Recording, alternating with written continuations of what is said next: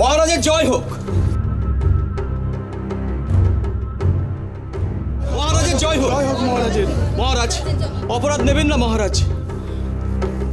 সমস্ত অমৃতনগরীবাসীর তরফ থেকে আমাদের একটি আর্জি আছে মহারাজ। বলুন কি আর্জি? আমরা শুনেছি যুবরানী আপনাদের বলেছেন ওই হিংস্র পশুই নাকি আমাদের যুবরাজ। আমরা বিভ্রান্ত, আতঙ্কিত মহারাজ। আপনাদের বিভ্রান্ত হওয়ার কোনো কারণ নেই। আপনারা ওই হিংস্র পশুকে যুবরাজ বলে মেনে নিতেই পারেন মহারাজ, কিন্তু কিন্তু ভয়ে যে আমাদের বুক কাঁপছে। আমরা ওই পশুর ধ্বংসাত্মক রূপ নিজের চোখে দেখেছি। জঙ্গলে থাকতেই ওই পশু এই অমৃতনগরের প্রচুর ক্ষয়ক্ষতি করেছে মহারাজ। দেখুন, প্রজারা আমার সন্তানের মতো, তাই রাজা হিসাবে আপনাদের সব দায় দায়িত্বের ভার আমার ওপর। কিন্তু আপনারাই বলুন, আমার সন্তানের প্রতি আমার তো একটা কর্তব্য আছে। ও এখন যে রূপেই থাকুক না কেন, ও আমার সন্তান, ও আমার কুমার। আপনারাই বলুন, আমি কি করে আমার কুমারকে, আমার সন্তানকে ওইভাবে জঙ্গলে একা ফেলে আসতে পারি?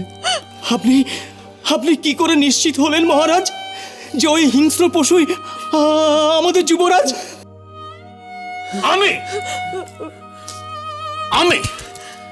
আমি নিজে তার হস্তরেখা পরীক্ষা করেছি।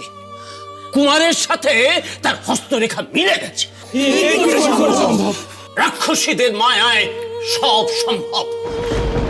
আপনারা তো দেখেছেন, হ্যাঁ,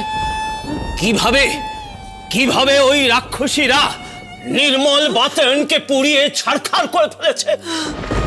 কুমার আর কিরণের মহামিলনের রাতকে মহাবিচ্ছেদের রাতে পরিণত করেছে। আপনারা তো দেখেছেন। হ্যাঁ, আমি আপনাদের কথা দিচ্ছি, আমার কুমার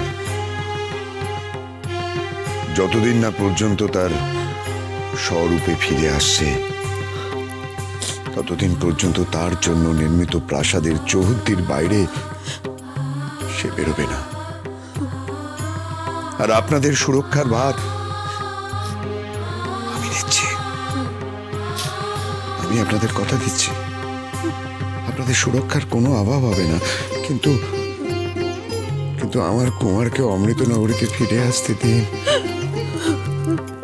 ফিরে আসতে দিন আমার কুমারকে। আপনাদের কাছে আমার একান্ত অনুরোধ, ফিরে আসতে দিন আমার কুমারকে। আপনি এভাবে বলবেন না মহারাজ। আপনার আদেশ আমরা কখনো অমান্য করিনি, আর আজও করব না মহারাজ। যুবরাজ পৃথ্বীরাজের এই দুর্দশার কথা শুনে আমাদের সবার প্রাণ কাঁদছে। তবে আপনাকে একটা অনুরোধ করব মহারাজ, ওই হিংস্র পশু যদি ছাড়া থাকে তাহলে সে প্রাসাদের পাঁচিল ভেঙে বেরিয়ে আসতে পারে, তাণ্ডব চালাতে পারে চারিদিকে। আপনি তাকে আটকাবেন কি করে? তার ওই দানবিক শক্তির সঙ্গে সমস্ত সৈন্যবাহিনীও পেরে উঠবে না। তাই মহারাজ দয়া করে আপনি তাকে শিকল দিয়ে আটকে রাখবেন মহারাজ। শিকল দিয়ে আটকে রাখবেন আপনি।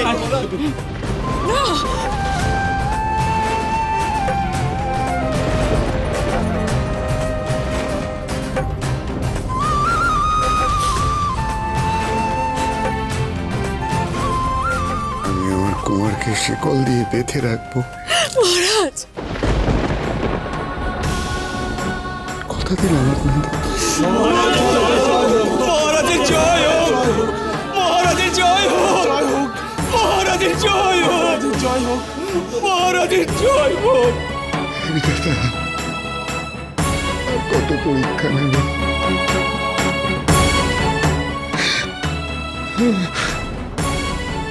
মহর্ষি, আপনি গণনা করুন। আপনি গণনা করে আমাকে বলুন, আমার কুমার স্বরূপে ফিরে আসবে কিনা, সেই সম্ভাবনা আছে কিনা বলুন মহর্ষি, গণনা করে বলুন। আমার সন্তান, তাকে কিনা আমাকে শেকল দিয়ে বেঁধে রাখতে হবে? না না মর্ষি, না, ও আমার সন্তান, আমার সন্তানকে শেকল দিয়ে বেঁধে রাখতে হবে। এ বড় কষ্টের মর্ষি, এ বড় কষ্টের, মহারাজ, মহারাজ, আপনি শান্তন, মহারাজ, আপনি এ বড় কষ্টের, শান্তন, এ বড় কষ্টের। মহারাজ, আপনি শান্তন। মহারাজ করবেন না,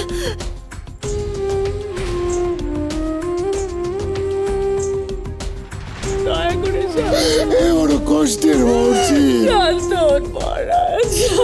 আমার সন্তান, আমার কুমার, আমার কুমার।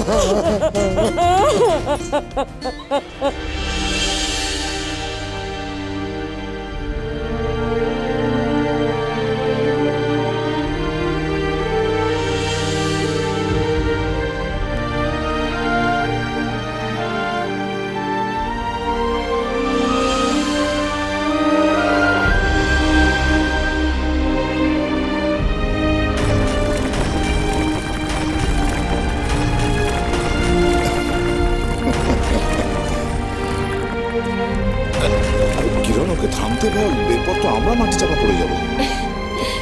কুমার।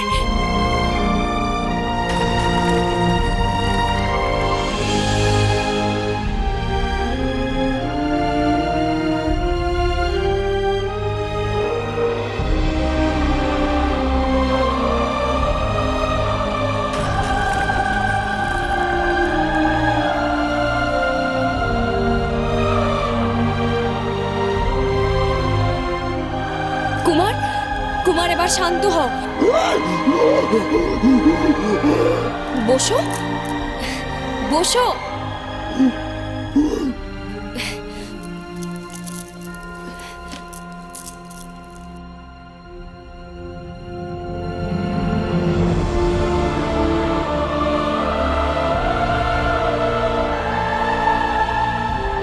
মা, চল এবার আমরা এগোই।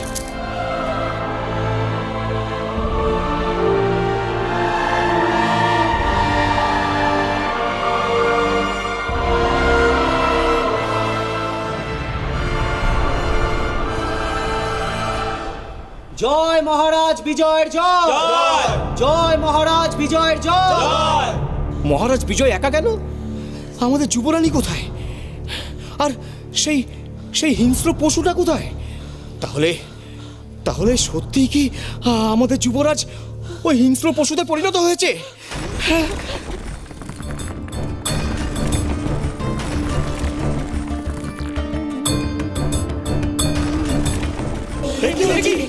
এ কি হচ্ছে?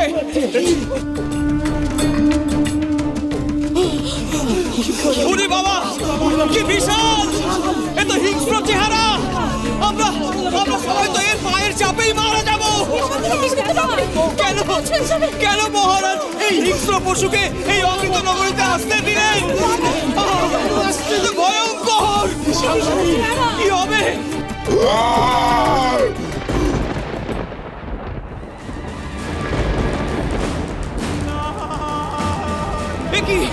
কি ওই দেখো,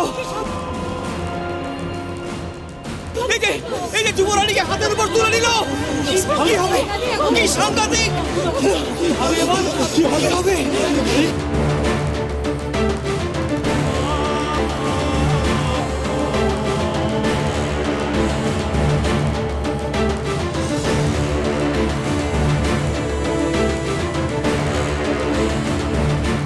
এই দেখো দেখো, এই যুবরানীকে হাতে নিয়েছে, অথচ কিছু করছে না। না না, এই আমাদের যুবরাজ পৃথ্বীরাজ তো। এ আমাদের কোনো ক্ষতি করতে পারে না না, এ আমাদের কোনো ক্ষতি করতে পারে না।